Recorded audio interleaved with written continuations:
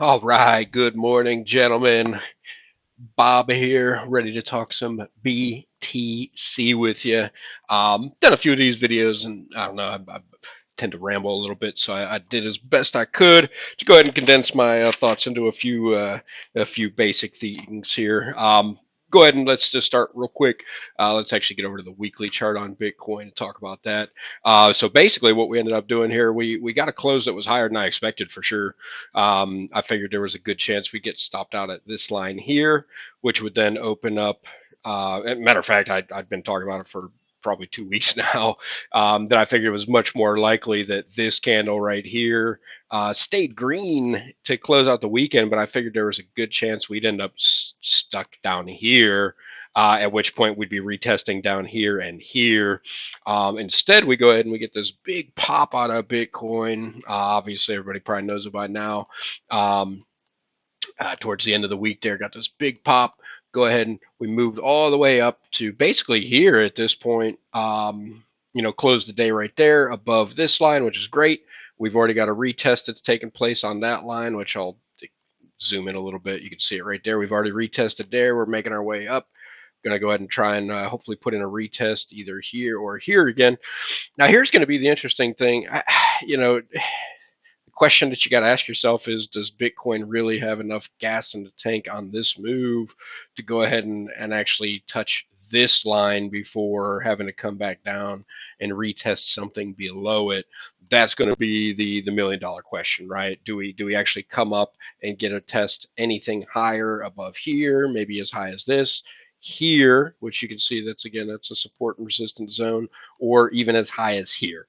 Um, I think that question would be tough to answer for sure, but my guess would be that it seems unlikely to me that it would have the gas to actually make that move, but we shall see. Time will certainly tell. Now, this is going to be the interesting part here, kind of zooming in. Obviously on the weekly time frame, it gives you a pretty decent idea.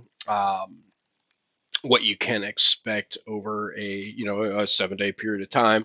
But the daily is going to be the thing that really kind of helps us paint the picture. Now, as far as this line right here, what this actually is it's the depth of this box here. I actually moved it a few minutes ago, but it's basically the depth of this box here.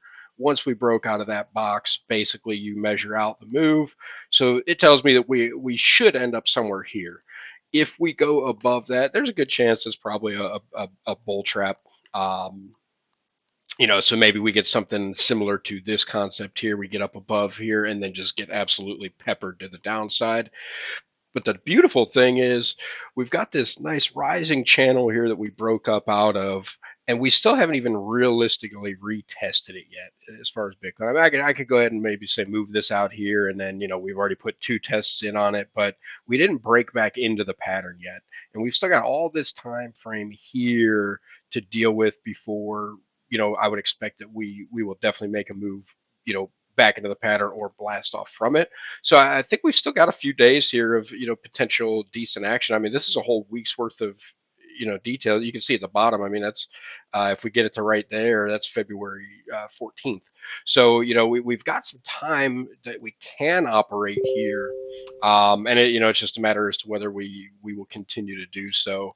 Um, what you'll notice here is these lines. These are acting as support and resistance zones. So once we broke above this, if you looked at smaller time frames, it probably tested, blasted above it. Now we're up here.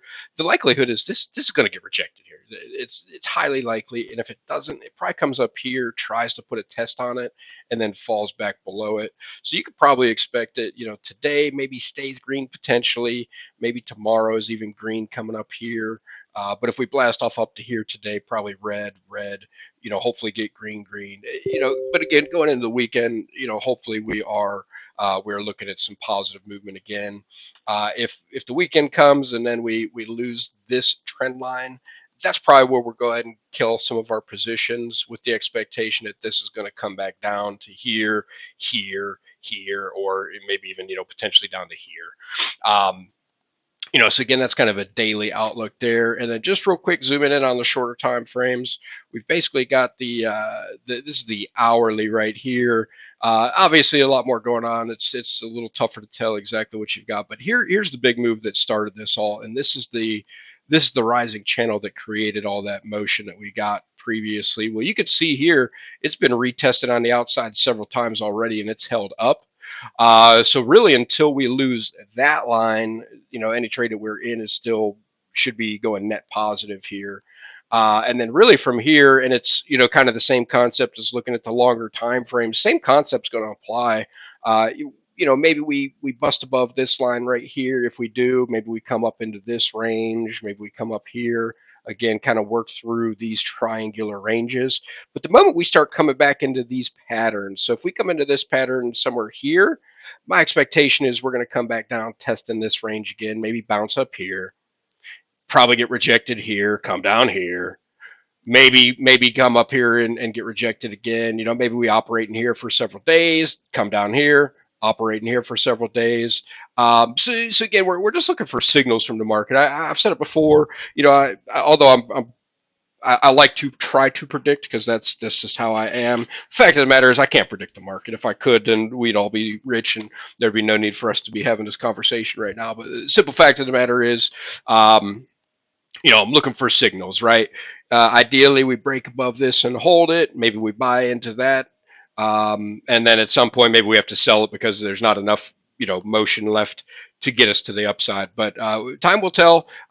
Really, and as far as it goes, we're so overbought on the 4 hour. We're gonna have to come back down at some point, and a great place to come back down to would be this spot right here, which is the 200 moving average. It's this gold yellow line, call it what you will, and it's basically I don't know. It's basically like your bullish or bearish indicator. So yeah. I mean, we've got some great things going on. I'd love to see this thing pop up here one more time to one of these two levels, but then I do expect that we're going to see some downward action throughout a good portion of the rest of the week. So hey.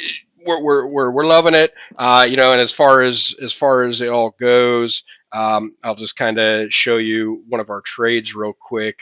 Let's see if I can drag this on in here. So this is our FTM3 long. You'll see, and we bought it literally down here at 27 cents. We got beautiful impulse corrective move, another impulse move. Depending on what Bitcoin gives us, this thing either is going to bump up here or here. And then, like I said, we're probably going to follow the same path, probably going to start falling back into the pattern. So do expect we're going to go ahead and pull some profits on this today or within the next few days, and hopefully up here in the 60-cent range. We doubled up that money pretty quickly then. And then as it moves back down to these ranges, we'll go ahead and reopen positions. But man, gentlemen, beautiful thing we got going on here. Let's keep it going. Seriously, get excited.